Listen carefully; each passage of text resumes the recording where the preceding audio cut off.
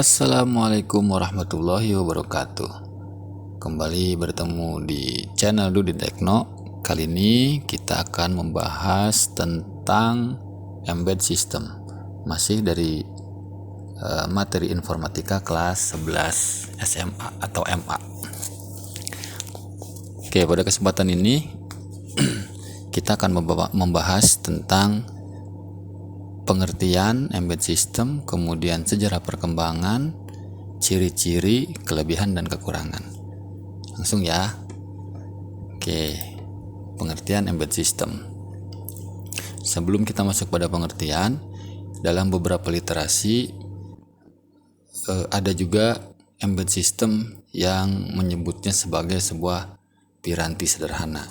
Oke, tidak ada masalah ya. Oke. Embed System adalah suatu sistem berbasis mikroprosesor yang dibuat untuk mengontrol fungsi-fungsi tertentu dan tidak dapat diprogram oleh pengguna. Itu yang pertama.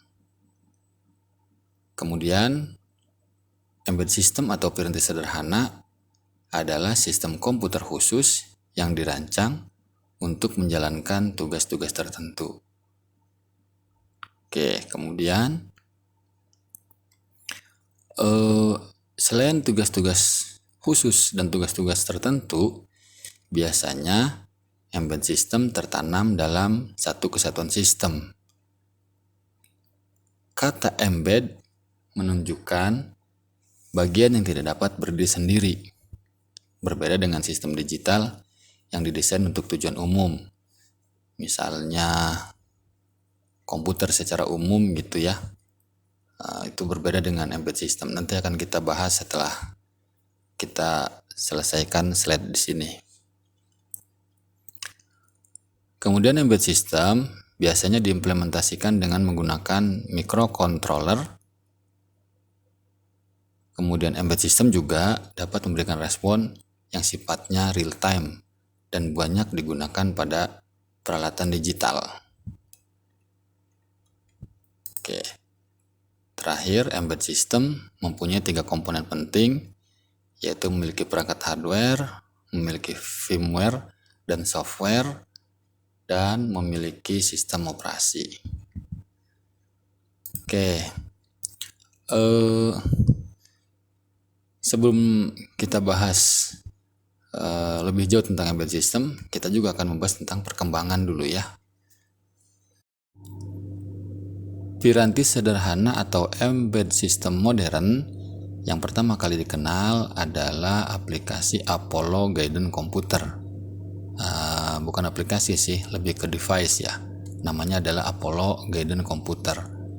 Nah, device ini dikembangkan oleh seseorang bernama Charles Stark Draper dari MIT Instrumentasi Laboratorium pada awal 1960-an. Dan Apollo Guidance Computer ini sebuah onboard digital komputer, jadi papan komputer digital.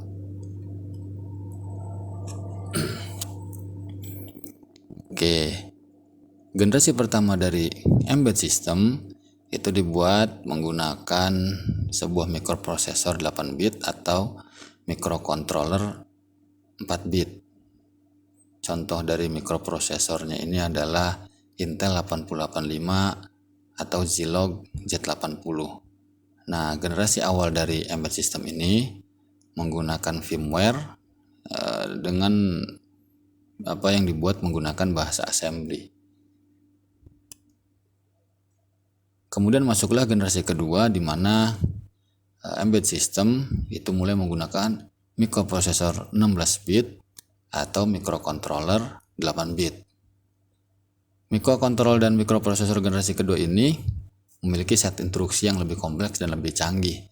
Jadi sudah bisa melakukan hal-hal yang lebih kompleks. Bahkan piranti sederhana generasi kedua ini sudah menggunakan sistem operasi dalam penggunaannya. Kemudian Embed System generasi ketiga sudah mulai menggunakan prosesor 32 bit dan microcontroller 16 bit yang lebih canggih.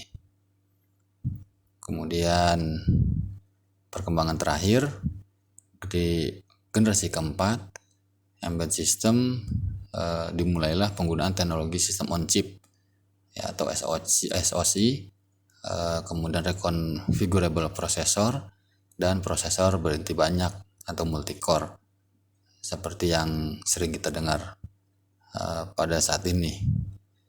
Kemudian teknologi SoC ini memungkinkan adanya integrasi semua komponen komputer dalam satu chip SoC yang di dalamnya ada CPU, Central Processing Unit, ada GPU, Graphic Processing Unit, ada memori, ada modul WiFi, modul-modul lainnya. Jadi sudah komplit dalam satu SoC. Oke. Ciri-ciri embedded system. Satu, mempunyai computing power. Jadi karena dia memiliki tugas atau tujuan komputasi tertentu, jadi berapapun yang kita minta untuk di output oleh embedded system, maka dia akan mampu melakukan apa yang kita minta, walaupun misalnya komputasinya banyak gitu ya. Misalnya membuka pintu sesering mungkin gitu dalam jangka waktu 10 menit misalnya gitu, dan dia bisa melakukan itu. Ciri yang selanjutnya, embedded system bekerja di lingkungan luar ruangan IT.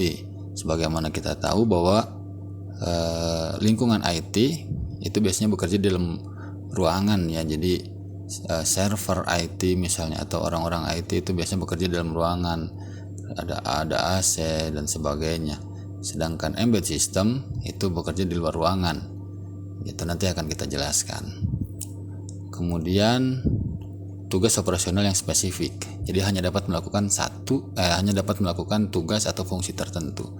Jadi dia tidak bisa melakukan fungsi lain yang tidak diprogram. Selanjutnya, ciri-cirinya adalah memiliki memori yang terbatas dan memerlukan perangkat input atau output. Kemudian kelebihan dari embedded system adalah mudah disesuaikan, konsumsi daya rendah, biaya rendah, dan peningkatan kinerja. Dan yang terakhir dari pembahasan embedded system ini adalah kekurangan dari embedded system, yaitu adanya upaya pengembangan tinggi dan waktu yang lebih besar untuk memasarkan sebuah produk dari embedded system. Oke, dari tadi mungkin rekan-rekan bertanya-tanya secara spesifik seperti apa sih penggunaan embedded system itu.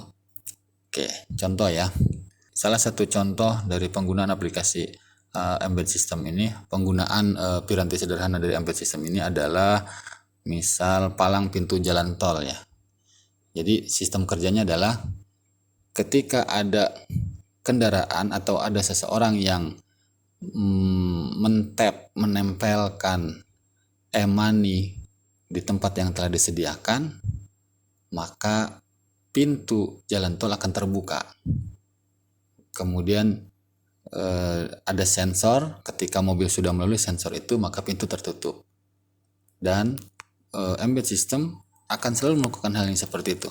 Ketika di tap maka pintu terbuka, sensor tutup, tap buka, sensor tutup, dan seterusnya seperti itu. Nah, itulah tadi kenapa embedded system ini berada di luar ruangan gitu kan, karena memang seperti itu adanya.